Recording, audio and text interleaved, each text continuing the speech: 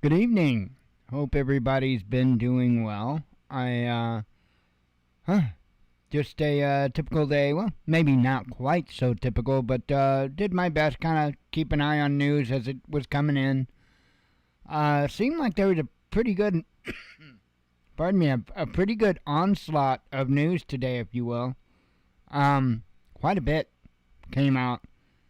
Um, not not a lot of it was necessarily impending doom and all that. We actually got some good news in the news today, so pretty much just as I figured, and we'll get to that. But uh, let's see. Aside from news, anything else? I did receive the mystery package today.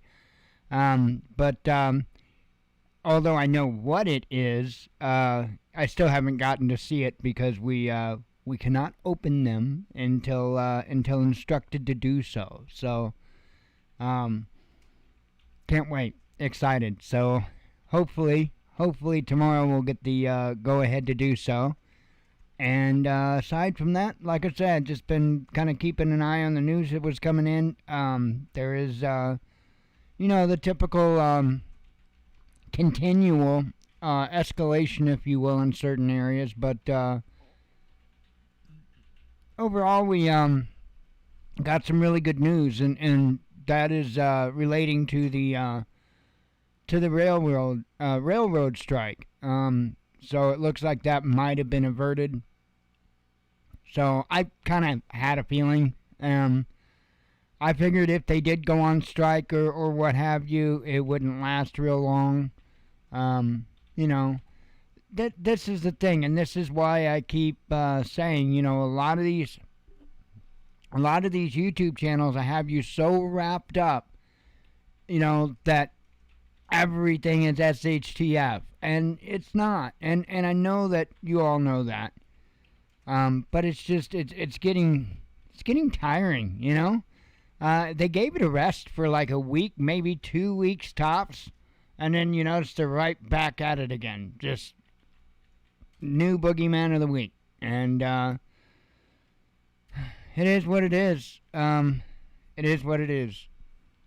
But I got quite a few tabs open. I'm not gonna spend a ton of time on them as far as like individually. I don't know. It's my Friday, so I'm kind of anxious to get out of here and relax and go to bed and hopefully wake up to a new set of instructions and so I can act like a child. So let's see.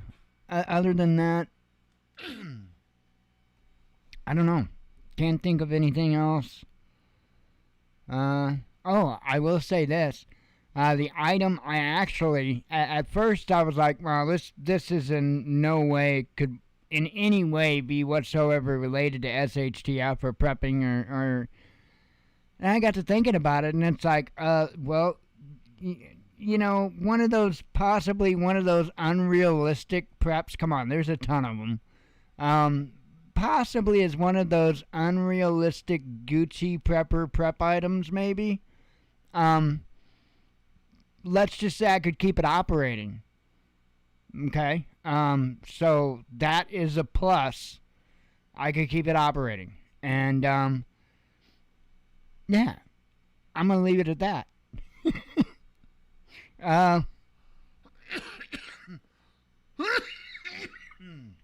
Pardon me.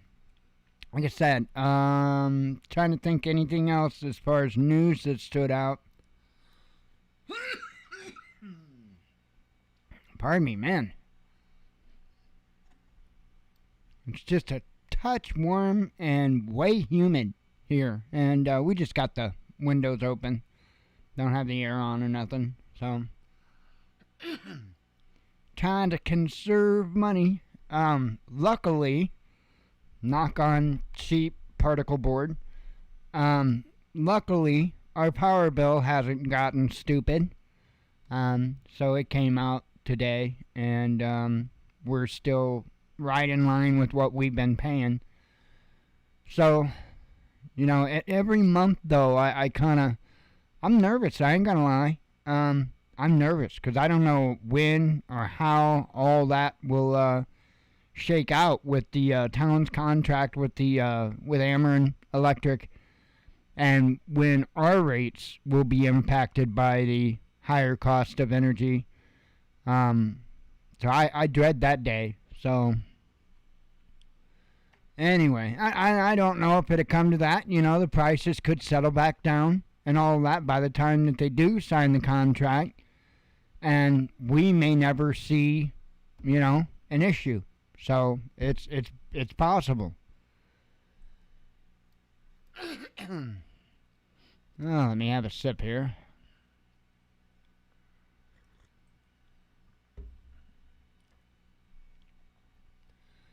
But yeah, I've got quite a few tabs open. In fact, there was a couple that I pulled open because they were kind of late. I guess I got 10 tabs. Well, because the articles like just came out. So, one second. Do some preventative maintenance and we'll roll through this.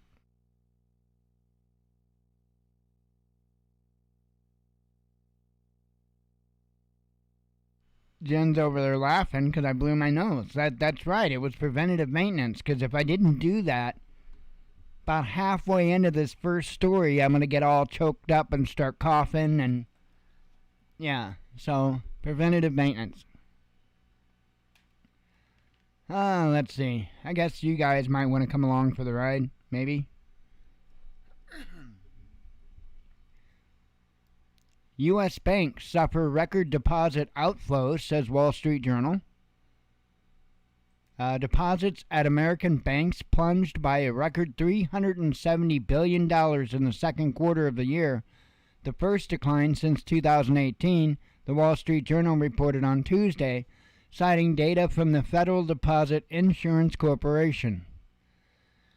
According to the report, deposits had dropped to $19,563 trillion. That's just a little bit. As of June 30th, down from 19,900, or is that point? I can't tell if that's a comma or a point. I think it's a comma though. 19,932 trillion in March would only make sense to be a comma.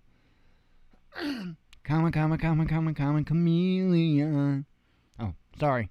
Deposits in the banking system usually stay relatively stable, the Wall Street Journal explained, noting, I know how horrible a singer I am. I apologize.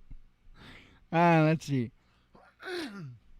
The Wall Street Journal explained, noting that the COVID-related stimulus had swelled holdings by some $5 trillion in the past 2 years. Now, a series of Federal Reserve rate increases, wow, I can't speak for nothing, is taking some of that money and putting out of the system. Hell, I can't speak, I can't spoke, I can't read. Let's see. Here we go. The loan pointed out that the Fed's pace of rate increases has been faster than expected, and as a result of the effect on deposits is more pronounced. Meanwhile, some analysts expect the decline in customer deposits to spur U.S. banks to hold smaller reserves at a central bank. How fast that happens will carry implications for the Fed, including when it stops tightening and the ultimate size of its balance sheet, the Wall Street Journal said. So, in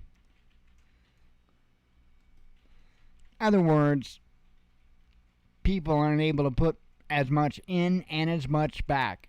And I expected that. In fact, I'm sure that's been going on for a while now. I think things are going to get really, really bad. And I know that there are some people that are really starting to get concerned about their retirement plans. And rightfully so. And I'd warned about that. I'd warned about that a long time ago. I've been telling folks to kind of keep an eye on things. And of course, they have to make their own decisions. Because there's all kinds of things involved. There's different types of penalties. There's this, that, and the other thing. And you know, each person could have a different deal with their retirement. So each individual has to find out for themselves what what they would have to go through and what could happen as a result of, say, pulling your retirement out early. I don't know a whole lot about that stuff. I've never been involved in anything that I know of. I think I might have filled out paperwork for 401k one time, but I don't think I worked there very long, and I don't know, whatever. I don't know.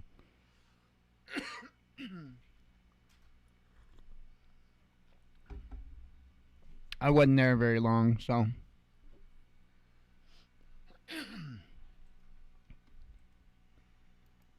let's see. This is one of the articles that just came out like right before I started the show. Biden announced $600 million more in Ukraine aid. Don't you guys love this? I mean, this is great, right? U.S. will send another $600 million in military assistance to Ukraine on top of the $675 million package announced last week, President Joe Biden said on Thursday. The White House did not specify what the latest disbursement will consist of, only that it would be a drawdown of Defense Department articles and services. A memo posted on the White House website authorized Secretary of State Antony Blinken to direct the drawdown of up to $600 million in defense articles and services of the Department of Defense and military education and training to Ukraine. Earlier on Thursday, the Pentagon announced a $311 million contract to Lockheed Martin and Raytheon for replenishing the stocks of Javelin anti-tank missiles depleted by deliveries to Kiev, and I've got that in an article open as well. Noting the contents of the $675 million aid package last Thursday, Defense Department mentioned that it was the 20th such drawdown since August 2021. Since Russia sent troops into Ukraine in February, the Biden White House has pledged a total of $44.3 billion in aid to Kiev. Only part of it has been in cash. However, while the rest was the assessed value of weapons, ammunition, and training offered by the Pentagon, as of last week, the purely military aid amounted to $14.5 billion since February, on top of the $0.2 billion funneled into Ukraine since the 2014 coup. So, said meanwhile, National Defense Industrial Association estimated the U.S. military will experience a $110 billion loss in purchasing power in the next fiscal year due to runaway inflation, arguing that the Pentagon will need $42 billion added to the budget just to keep up. Where are they going to get that money again? Oh, yeah, that's right, you. You get to pay for us to re-up our weapons, and you get to pay for the weapons to be used over in Ukraine. Aren't you happy that you're so helpful? I know you are.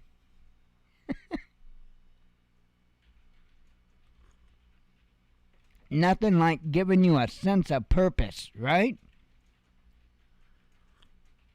Well, I have to keep waking up every morning because my government depends on me.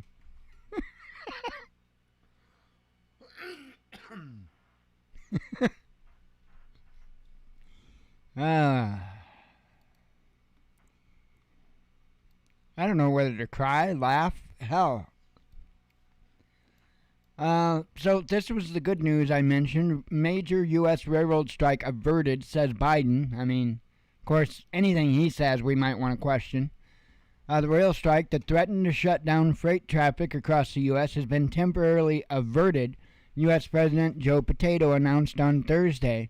A draft agreement by the industry and union reps reached after 20 hours of negotiations will be sent to workers for ratification after several weeks' cooling off period. These rail workers will get better pay, improved working conditions, and peace of mind around their health care costs, all hard-earned, Biden boasted, adding that their employers will be able to retain and recruit more workers for an industry that will continue to be part of the backbone of American economy for decades to come. Union workers will receive a 24% wage increase over the 5-year period from 2020 to 2024 and a retroactive payout for the 2 years that have already passed under the tentative terms of the deal. Cha-ching. The railroads have also agreed to allow unpaid days off for doctor's appointments and other emergencies that previously came with major disciplinary repercussions.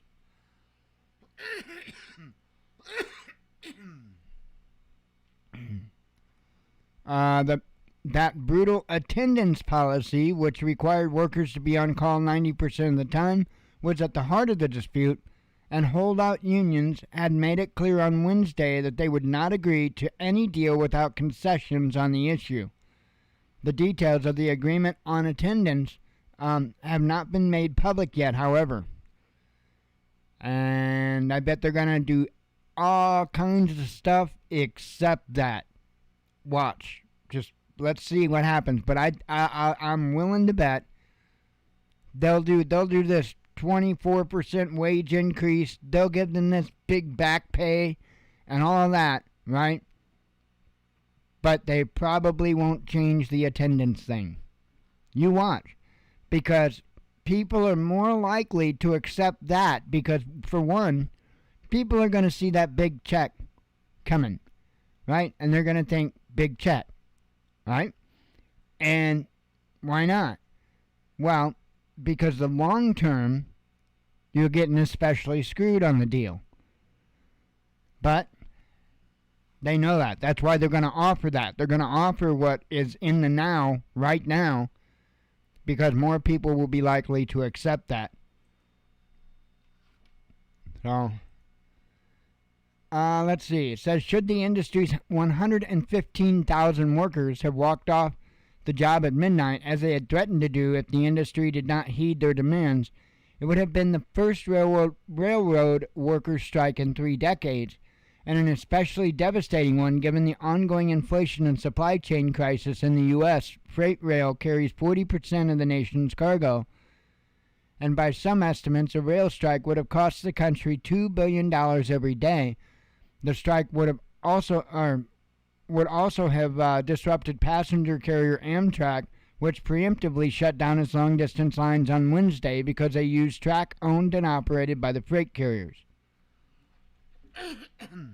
So again, it looks like things are going to be all right, but we'll see. And like I say, I would be willing to bet that they don't get that the change on attendance that they're wanting. And I'd be willing to bet that they get enough signatures to make that a go.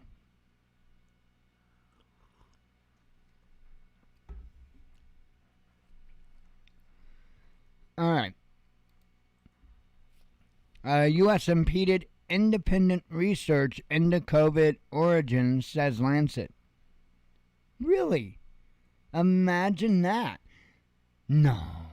That would be just as conspiratorial as saying things like, oh, I don't know, social media was trying to silence others trying to tell the truth. I mean, what kind of tinfoil hat wearing? Anyway, the U.S. has prevented independent research into the origins of the COVID-19 virus, a report by the Lancet Commission has asserted.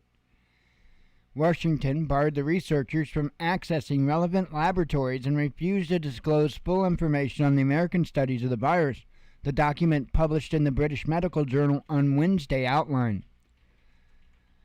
Independent researchers have not yet investigated the U.S. laboratories engaged in the laboratory manipulation of SARS-CoV-like viruses, the report said, while discussing the potential origins of the COVID-19 infection, nor had they gained access to the research conducted at the Wuhan laboratory, which has been considered a possible place where the disease might have originated, the document added. The U.S. National Institutes of Health also resisted disclosing the details of the research conducted in America on SARS-CoV-related viruses, which the U.S. government agency had been supporting, according to the report. Eventually, only an extensively redacted version of the relevant data was provided, the document said, adding that it contains only as much information that was required by the Freedom of Information Act lawsuits. The lack of the needed data on the virus origin still prevents the researchers from determining the origin of the virus, the paper admits, adding that virtually any hypothesis in this field remains plausible. In particular, it said that two main possible pathways of its emergence should still be considered: a natural spillover event in which a person contracted it from an animal, and a research-related incident. The second pathway particularly suggests that a researcher could have become infected in the field or in the laboratory with a natural virus, or in the laboratory with a genetically manipulated virus, the document said. The search for the origins of the virus requires unbiased, independent, transparent, and rigorous work, supported by all governments, the report noted. Washington has so far not commented on the Lancet Commission findings. The exact origins of the COVID-19 virus have yet to be conclusively proven. However, the World Health Organization stated in February 2021 that it was most likely transmitted from an animal, possibly a bat, to humans. Earlier in September, an Israeli study conducted that bats are likely not to blame for the COVID-19 pandemic, since there is no compelling evidence proving a link between bats and the disease outbreak. Which is amazing, right? Because we have noticed some trends and some particular patterns with the spread of monkeypox. But we can't get a handle on that. I hope that pun's not intended. Anyway, moving on. The White House objects to sending migrants to rich neighborhoods. I don't know why. I mean, this seemed a splendid idea to me. I mean, okay, look. They opened up these sanctuary cities, and they, rah, rah, rah, look at us, sanctuary cities, right? And then now that we're like piping them all into these cities, the rah, rah, rah sanctuary cities, they're not liking it no more. And I think it's hilarious. In fact, I can't think of a better way they could have handled this situation. Not whatsoever.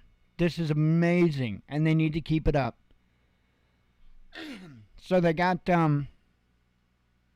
let's see, what was it? Of course, they've been dropping them off in Washington, D.C. That's been going on for a little bit. And then, I know outside of Kamala Harris's house, and then there was somewhere, oh yeah, Martha's Vineyard. So, and I would imagine that there is going to be many, many more deliveries to come. I think they're just getting started on this. You notice, though, when they started doing this, all of a sudden we started hearing news about how Biden was going to continue the wall. You don't say. Huh. I wonder why. So, we'll see. We'll see.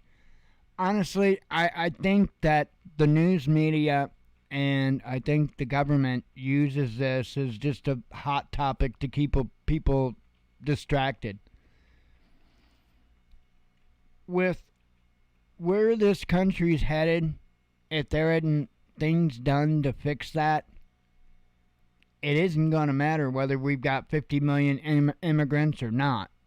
We're going to be if things don't get changed, we're going to be a third world country. You wouldn't notice the difference either way. So, and I think that's kind of part of the plan. I think, and this goes for globally, because it's not just the United States. There's a lot of nations across the planet in which they're just piping in immigrants. It's crazy.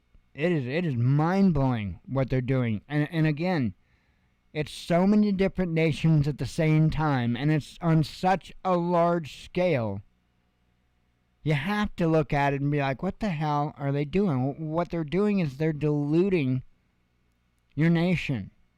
And when I say diluting your nation, I don't just mean in numbers. I mean in every way you can imagine, especially culturally. Okay? The United States has always been a melting pot, and it was known for being a melting pot. But here in the United States, everybody was encouraged, except for Native Americans, and that, that is what it is.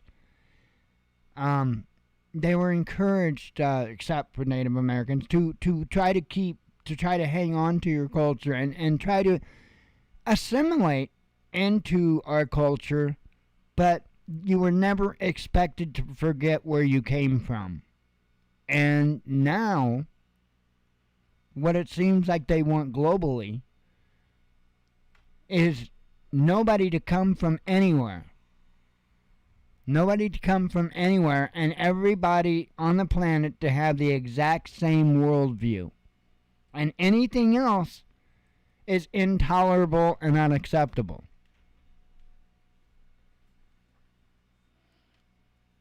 And the bad thing about it all is they've gotten away with this for so long, for so far,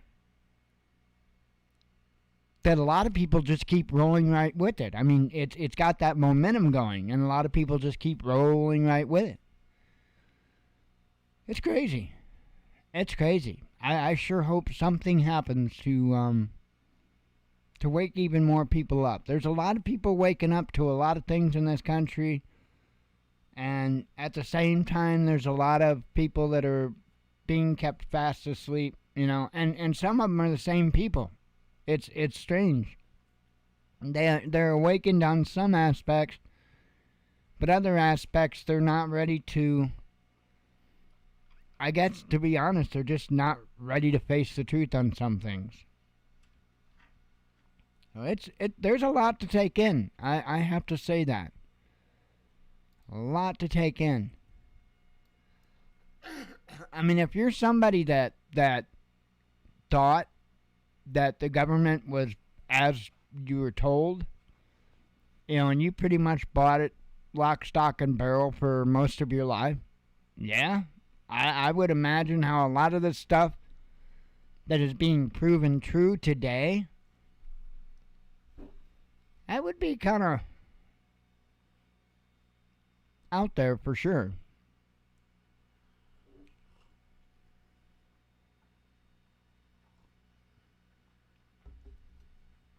However, I've also talked about how I don't know if the reality behind closed doors, if people aren't just working together. And, I can even take that immigration thing as an example, and yeah, we can sit here and we can talk about how they are busing and flying these immigrants into these sanctuary cities. And yeah, we can laugh about that. We can talk about that. But the fact of the matter is, they're complicit in helping bring these people further into this country. So you kind of have to look at it like that, too. You got to be careful when they do things, especially, to invoke an emotional response. Don't have that emotion. And if you do have that emotion,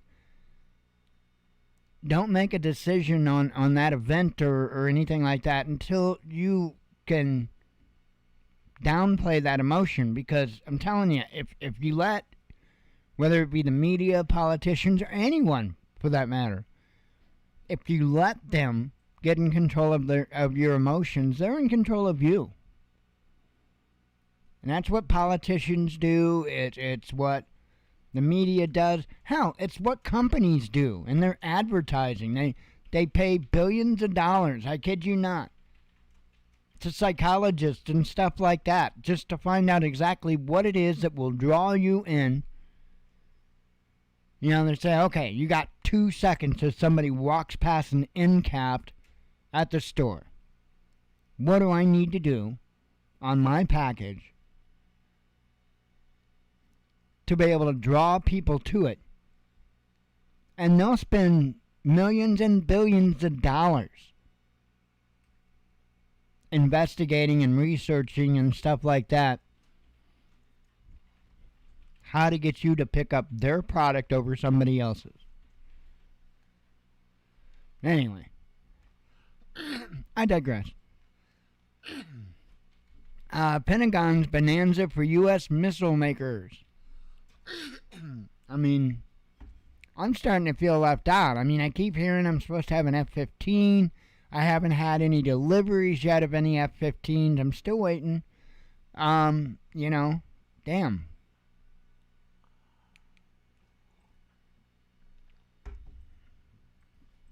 Must have back-ordered it on me. A joint venture by Raytheon Missiles and Lockheed Martin has been awarded a $311 million contract for Javelin missiles, the Pentagon announced on Thursday. To replace the weapons sent to Ukraine, the company will deliver more than 1,800 anti-tank missiles to the U.S. Army. Defense Department records show that the Javelin joint venture has been awarded a total of $663 million in contracts this year.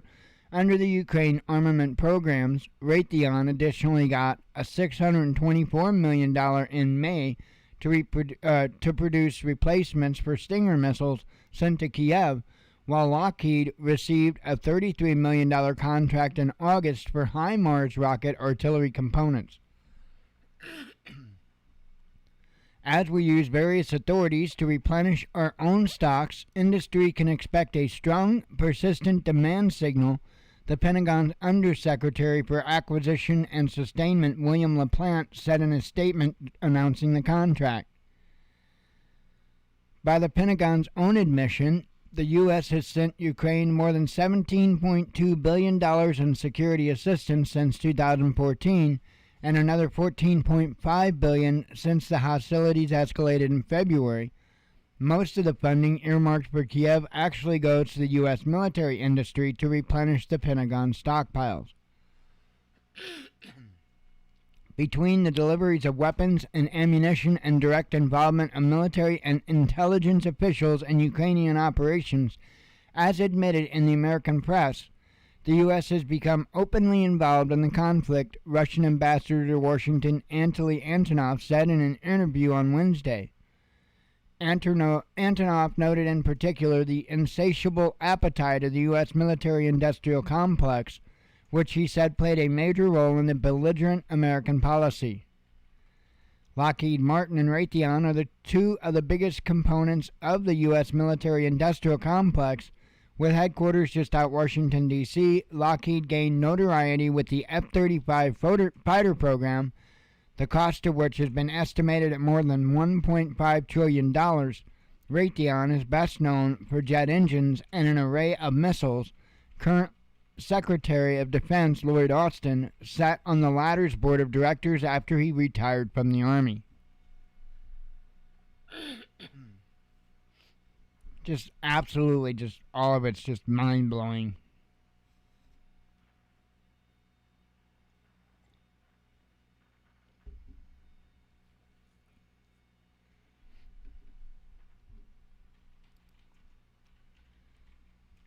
Moscow clarifies red line for the U.S.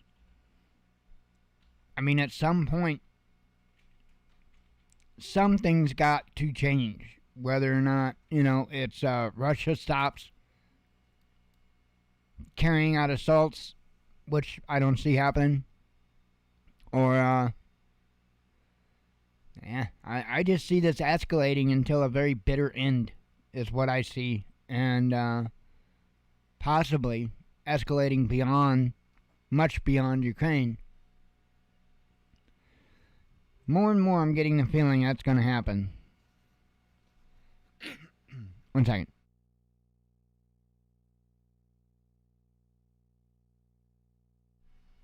Alright. So anyway, this says Washington has become complicit in war crimes by supplying weapons to Kiev, Russian Foreign Ministry spokeswoman Maria Zakharova told a media briefing on Thursday. If the U.S. decides to supply longer-range missiles to Ukraine, it would come across the red line and become an actual party to the conflict, she added. Such a move would be equivalent to deploying ground-based medium-range missiles to Europe, Zakharova said, adding that such weapons were previously banned by the Intermediate Range Nuclear Forces Treaty, the INF Treaty, which the U.S. abandoned back in 2019 under then-President Donald Trump.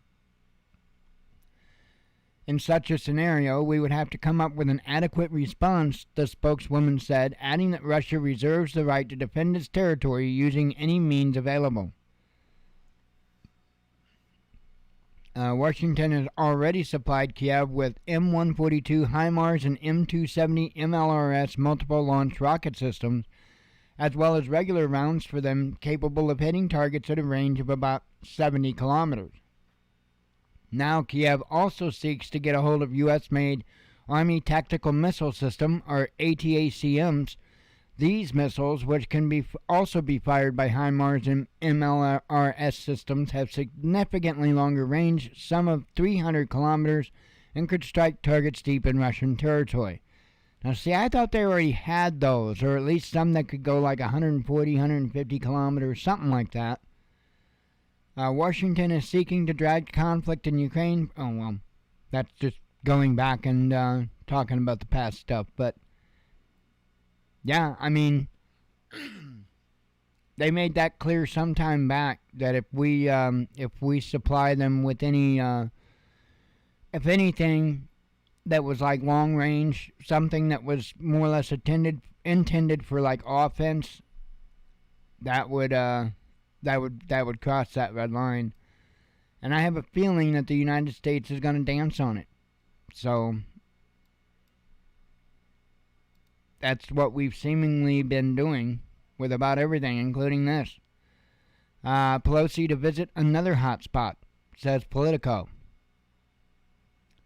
Here it says House Speaker Nancy Pelosi and fellow California Democrat Jackie Speer will visit Armenia this weekend in a show of support for Prime Minister Nikol Pashinyan, Politico reported on Thursday, citing sources familiar with the matter.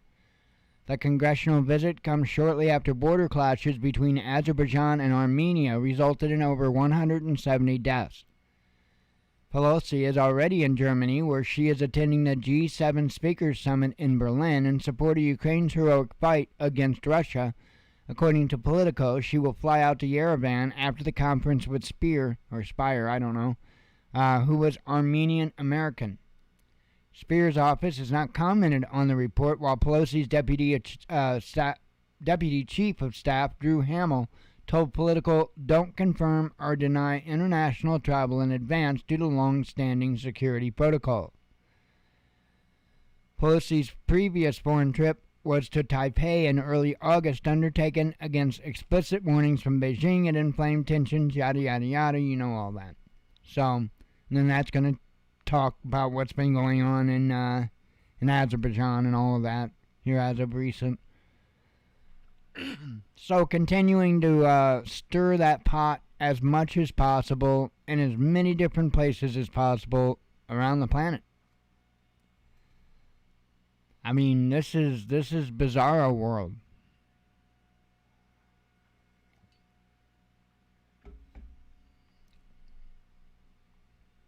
Alright, 2 more tabs. Iran given roadmap for joining Russia and China in major bloc. This is probably something to pay attention to. Iran has signed a memorandum paving the way to transition from its current observer status to full membership of the Shanghai Cooperation Organization. The Middle Eastern nation, which the U.S. has long sought to undermine with diplomatic isolation and economic sanctions, made a formal step on Thursday to become the 9th member of the organization. Among the SCO's heavyweights are Russia and China, 2 major powers that are on Washington's list of geopolitical opponents. The SCO was created in 2001 as an intergovernmental forum aimed at fostering trust and developing economic and humanitarian ties in Asia. It currently has 8 permanent members: China, India, Kazakhstan, Kyrgyzstan, Russia, Pakistan, Tajikistan, and Uzbekistan. The last is currently hosting the annual summit of the leaders of the member states in the city of Samarkand. Iran has been an SCO observer since 2005. Its delegation to the summit is headed by President Ibrahim Raisi, who met with senior Uzbek officials on Wednesday. The memorandum, which spells the commitments that Tehran will undertake to become an SCO member, was signed by Iranian Foreign Minister Hossein Amir Abdullahian and SCO Secretary General Zhang Ming, the host country's foreign ministry reported.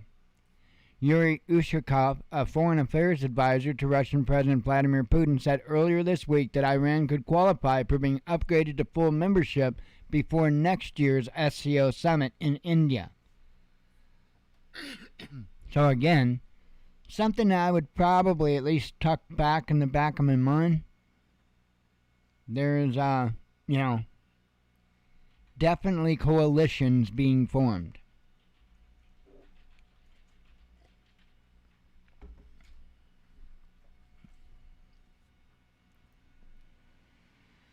Oh, goodness.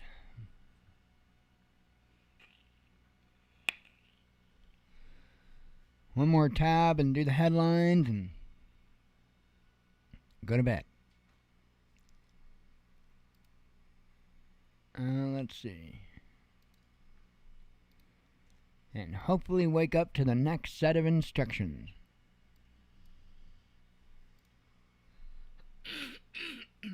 Pardon me. Alright, push for unipolar world turning ugly, says Putin. Current attempts to push for a unipolar world have taken an absolutely ugly form lately, which the overwhelming majority of nations of the planet find unacceptable, Russian President Vladimir Putin said on Thursday. Now I'm not going to be able to talk. The remark came as he met his Chinese counterpart Xi Jinping on the sidelines of the summit of the Shanghai Cooperation Organization in Samarkand, Uzbekistan. Russia and China stand together for a just, democratic, multipolar world order based on international law and the central role of the UN, and not on some rules that somebody invented and attempts to impose on others without even explaining what they are, Putin said. Hey, that kind of sounds like our laws within our own country, too, doesn't it? The administration of U.S. President Joe Biden has been using the phrase rules-based world order to describe the way it prefers the world to operate. During the meeting, Putin thanked Xi for China's balanced stance on the crisis in Ukraine. China has criticized Russia for having attacked the country, but blamed the U.S. for triggering the escalation by its push to expand NATO. Putin also reiterated Russia's support for the One China policy and Beijing's claim of sovereignty over the island of Taiwan. The Chinese government has accused the U.S. of undermining its territorial integrity by increasingly treating Taipei as a separate nation rather than a self-governing part of China. Putin praised the SCO as a forum for constructive and creative cooperation. He remarked that the members of the group have different cultural traditions, economic models, and foreign policy priorities. Their willingness to work together as equal partners, respecting each other, has helped bolster the SCO's prominence in a relatively short period of time, the Russian leader remarked. It is now the biggest regional organization in the world, uniting a vast geographic space and about half of our planet's population, Putin stressed. The SCO is an economic integration and trust-building organization that unites a number of Eurasian nations, including Russia and China. The list of its other permanent partners, I've already talked about that, but yeah. That is very true, what he says. But again, I can't say for certain whether or not what we're seeing is the way it's really shaking out, or whether we're getting taken for a ride. I don't think anybody can really honestly tell you for sure, except for those that are in that club. And let's face it, ain't none of us in that club. So,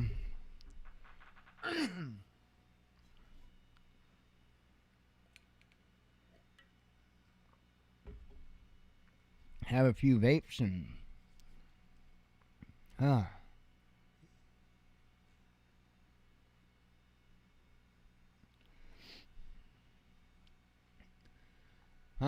fun.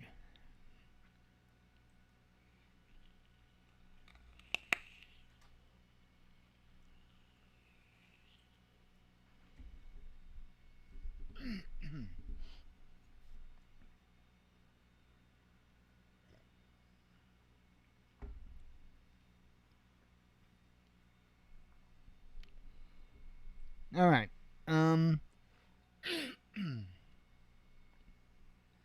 U.S. senators press ahead on Russia terrorism bill.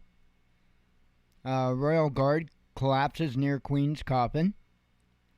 Pentagon finds hypersonic research partner. That would be Japan. India seeks to expand trade with Russia, says ambassador. Covered that. Proposal for Georgian referendum on war explained. France reveals cost of power price caps. Borrell wants to combat EU's Ukraine skeptics. Most difficult winter since 1945 to come, says the Serbian president.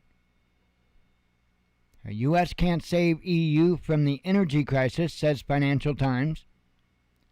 Russian LNG exports to Japan skyrocket. Russia-Iran trade expanding, says Putin. European gas prices continue to soar. Russian-led bloc comments on request for military help. EU lifts sanctions on deceased Russian politician. Putin predicts record trade with China. EU brands its own member state and autocracy. Sorry. I hate when I do that. Lavrov's UN itinerary revealed after doubts on his attendance. EU has obvious solution to solve the energy crisis, says Gazprom. The other word I'll screw up every time if I'm reading it, almost every time, is hyperbole. I'll say hyperbole almost every time. U.S. holds drones. Wait, I covered that this morning, actually. China will work with Russia as great powers, says Z. U.S. impeded. I covered that one. Ukrainian women assaulted by compatriot who mistook them for Russians. The world's biggest regional organization is not a military bloc, says the Kremlin. Moscow unveils details on new gas pipeline to China. U.S. warns China against doing any business with Russia. Yeah, let me know how that one works out. U.S. targets banks using Russian payment system. Let's see. Concerts of Ukrainians scrapped in Germany over fascism, says singer. Pimps luring Ukrainian women into prostitution, says media. And so I'm thinking of going out there as an independent contractor. What? Trump makes prediction on potential indictment. Moscow responds to UN nuclear watchdog resolution on Ukrainian plant. Monkeypox reaches Ukraine. And that may have been a reach around. I don't know. There's rumors, though. There's rumors. Russia and China launched joint Pacific patrol. American patience with Germany wearing thin, says media. Ukraine attacks Russian town. White House objects to sending migrants into rich neighborhoods. I covered that, but I had to read it again. Let's see. Covered that. And that. Like I said, a few headlines came out shortly before we went live that had to go up and be discussed. So, man. Wow, I'm actually surprised I got that all done before 9. Ah, man. That's okay. Like I said, be happy to get to bed, wake up in the morning. I'll probably have a message waiting for me, and I'm gonna try to get in and do a little bit of flight sim in the morning. So haven't done much of that, and I'm really missing flying the F-22. So anyway, I am gonna get out of here. I appreciate everybody coming. God willing, we'll be back Sunday night. Let's do it all again. Hope to see you then. As always, God bless you. We love you. Be one with your spirit. And shalom.